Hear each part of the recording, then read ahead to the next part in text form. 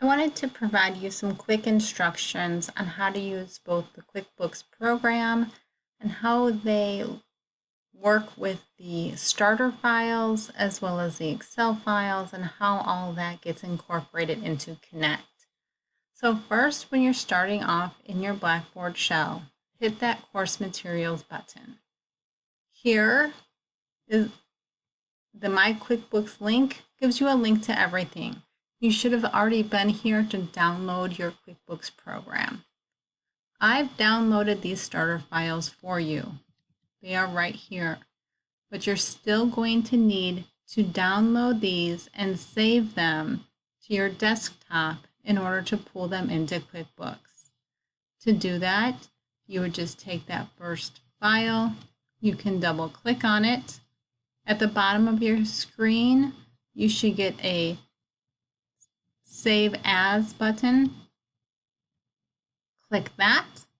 I've made a file folder on my desktop for QuickBooks and labeled files for these QuickBooks starter files as well as the Excel files. I've already done this, so I'm not going to save, but you would hit save and then you will know where you can locate those. Next, you're going to need to do the same thing for all of your Excel files. Download these by clicking on it, hit Save As, and save it to those folders for Excel on your desktop. They have to be on your desktop in order to pull them into your QuickBooks program. The next thing you're going to do is open QuickBooks. I've already opened QuickBooks because sometimes it does take a little while to load. And also you'll want to make sure when you get the registration information in QuickBooks, you fill it out. QuickBooks thinks that you are a company and it wants your information. You can put anything you want into these fields. It just has to be filled out. Otherwise, it's going to tell you that your program will expire. So just give it any kind of information and you won't see it anymore. So the first thing you're going to do is open that company. You're going to restore a backup file. We're going to restore that local file. It's going to ask us where to pull this from. I'm going to find my QuickBook files and pull in Chapter 1. It's going to want you to save it so that it has a backup somewhere. I would suggest putting in the date so you know which file it is, because once you start saving a bunch of these, it tends to get confusing. So now that you've done that, it is going to take a little while to open, but I'm going to go ahead. There it goes.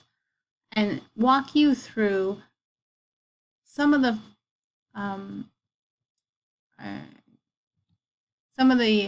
quick steps for how to import these Excel programs. Again, sometimes these files take a little while to open, so I'm going to just pause for a few seconds until it opens. Okay, welcome back. So now my file has opened. I would go ahead and do all the work that's within the problem sets. Those are the ones that are assigned to you. Make sure that your name of the company is matching the name on QuickBooks. That's a good way to make sure you pulled in all of the right information. So what I want to do is show you how these Excel files work. For example, in Chapter 1, you're going to have to work with reports. The first thing it wants you to do is pull up a profit and loss statement.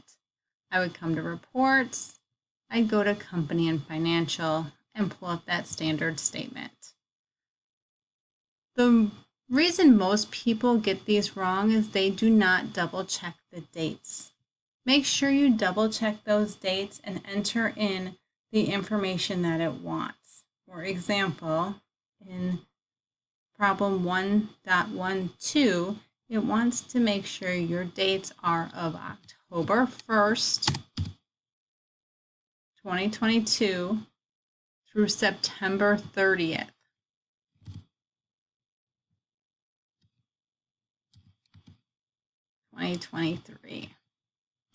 Now I can run that report. This is where the Excel comes in and all those Excel files. I am going to go to Excel. This is how I want to download it. I'm going to update an existing worksheet.